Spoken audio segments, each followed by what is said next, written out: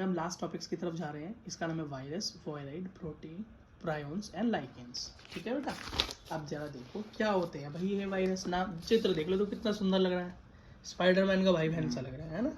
अच्छा कोई बात नहीं, पढ़ लेते हैं इसे, इसका भी स्पाइडरमैन बना देते हैं। तो बेटा वायरस क्या है, इधर दिखाओ बेटा। वायरस एक ऐसा जीव है, पता नहीं जीव है कि निर्जीव है, पता नहीं जिंदा है कि मरा है। क्यों?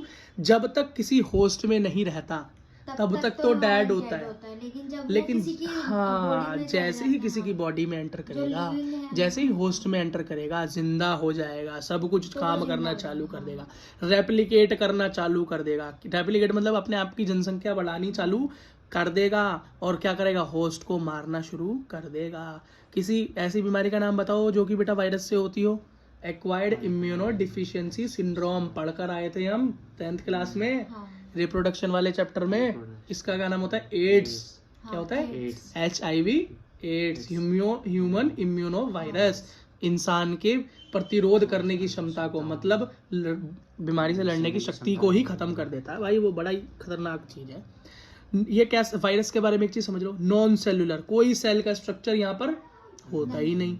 ये कैसा होता है, आउटसाइड होस्ट तो डेड, इनसाइड होस्ट तो जिंदा, है ना। और ओब्लिगेट पैरासाइट है। ओब्लिगेट मतलब पूरी तरह से पैरासाइट नहीं है, कभी रहता है और नहीं रहता तो बिना पैरासाइट के भी जिंदा रह लेता है, मरता नहीं है, मरा ही रहता है जिंदा होने से पहले। तो वायरस की बेटा दवाई भी लो ना, जैसे जो तुम्हें वायरस होता है ना, कौन सा, जुकाम होता है तुम्हें, क्या होता है, जुकाम भी एक वायरस से होता है बेटा। इसलिए तो डॉक्टर क्या बोलते हैं कि जुकाम में आपको कोई दवाई लेने की जरूरत नहीं है। क्यों जी? क्योंकि भैया वायरस दवाई से मरता ही नहीं है ना, वायरस दवाई से मरता ही नहीं है। बस बेटा हम क्या कर सकते हैं, उसके खिलाफ अपने शरीर में कुछ इम्यूनिटी बना सकते हैं पहले ही। लेकिन अगर किसी को HIV हो जाए तो ये केस बहुत कम है, शायद ना के बराबर है कि कोई HIV एड्स से बच गया हो। कोई तरीका नहीं है बेटा, एक बार घुस गया तो। देखो अगला, पता नहीं इस वीडियो को जब मैं बना रहा हूँ तो ऐसे कोई इलाज आ गया हो, पर अभी तक तो मुझे पता नहीं। वायरस बेटा, वायरस के बारे में बात बता दी कि इसके अंदर न्यूक्लिक एसिड होता है, मतलब क्या जेनेटिक इन्फॉर्मेशन होती है। क्या RNA या DNA मिल सकता है इसके अंदर? DNA पता ना क्या होता है, इस तरह का स्ट्रक्चर होता है जो हमारी इन्फॉर्मेशन, हाँ डीऑक्सी राइबोन्यूक्लिक एसिड, और ये होता है राइबोन्यूक्लिक एसिड। DNA क्या होता है, स्टेबल होता है, और RNA क्या होता है, नॉन स्टेबल होता है। इसलिए बढ़िया जेनेटिक मटेरियल DNA को माना गया, RNA को नहीं माना गया। क्यों? इसके अंदर ऑक्सीजन नहीं है, डीऑक्सीजनेटेड है। इसमें क्या है, राइबोन्यूक्लिक एसिड है विद ऑक्सीजन। ऑक्सीजन बेटा बहुत रिएक्टिव होता है, इसलिए वो इसको अनस्टेबल बनाता है, और यहाँ पर नहीं तो ये स्टेबल है। हमारे अंदर DNA तो है, पहले क्या होता था हमारे अंदर RNA, तो बेटा हम स्टेबल नहीं थे। खैर हम जब इंसान भी नहीं थे।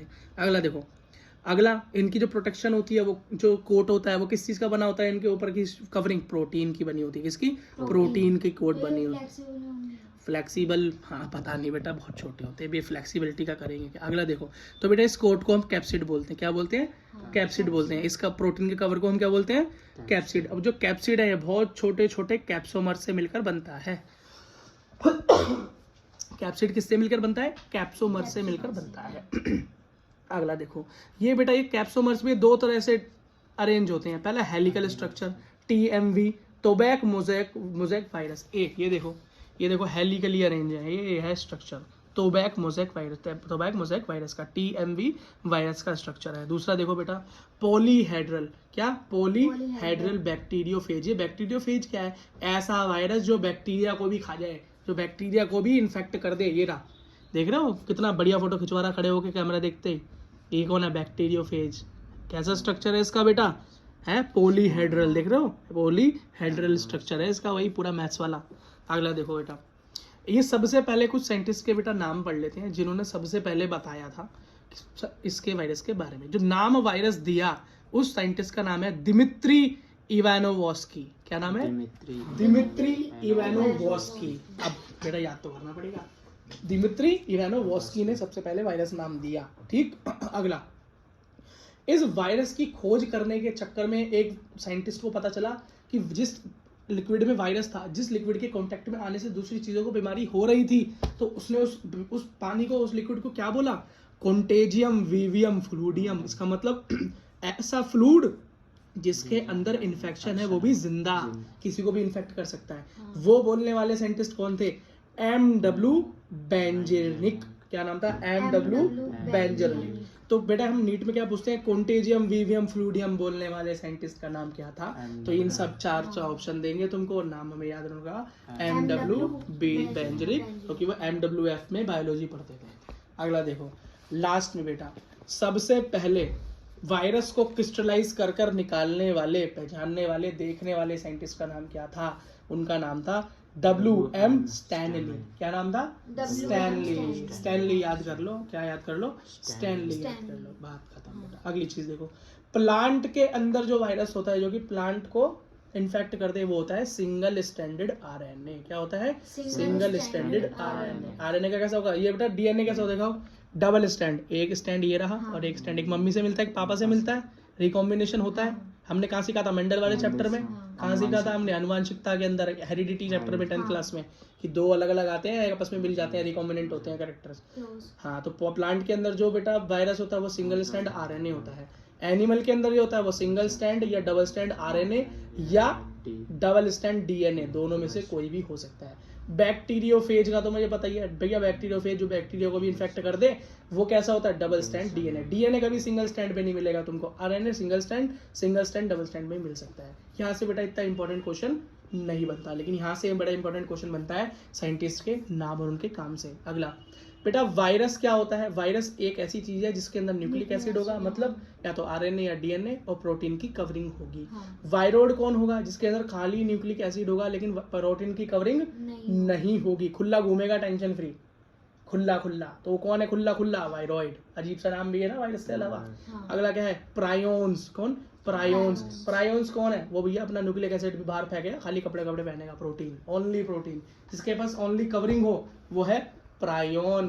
P से प्रोटीन, P से प्रायोन, ऐसे याद कर लेना। प्रायोन पे P से कुछ होगा, प्रोटीन, है ना। वायरॉइड में क्या होगा? प्रोटीन नहीं होगा, न्यूक्लिक एसिड होगा। अगला याद करो बेटा, वायरॉइड्स की डिस्कवरी करने वाले साइंटिस्ट का नाम क्या था? T.O. डाइनर। डिनर करते करते वायरॉइड ढूंढा था इन्होंने। मजाक कर रहा हूँ, याद करने का तरीका है। ये क्या करते हैं भैया? पोटैटो के अंदर स्पिंडल ट्यूबर डिसीज कर देते हैं। पोटैटो के अंदर स्पिंडल ट्यूबर डिसीज कर देता है, इस बात को ध्यान रखना तुम। अगला देखो, प्रायोन्स। प्रायोन्स जिसके अंदर खाली प्रोटीन होता है, ठीक है। तो यहाँ पर याद रखना, इसको ढूंढने वाले साइंटिस्ट का नाम था जेकब, CR जेकब। तुम बोलोगे भैया इतना छोटा सा टॉपिक, इतने सारे साइंटिस्ट आ गए। अब यही है, हमने NCERT का एक भी नहीं छोड़ा। क्या?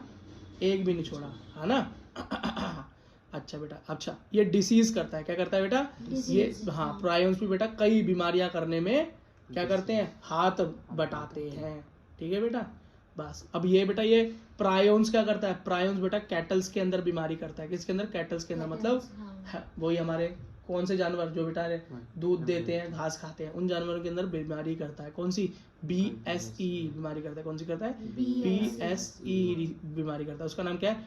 बोविन स्पोंजीफॉर्म एन्सेफेलोपैथी बीमारी उसके अंदर कर देता है। और बेटा ये अगला हम देखें तो बेटा इंसानों के अंदर भी ये बीमारी करता है, उसका नाम है CJD, मतलब CR जेकब डिसीज। जेकब ने अपने नाम पे बीमारी रख दी, ये हमारा काम आसान हो गया, ठीक है बेटा। इसी के साथ वायरस भी खत्म होता है।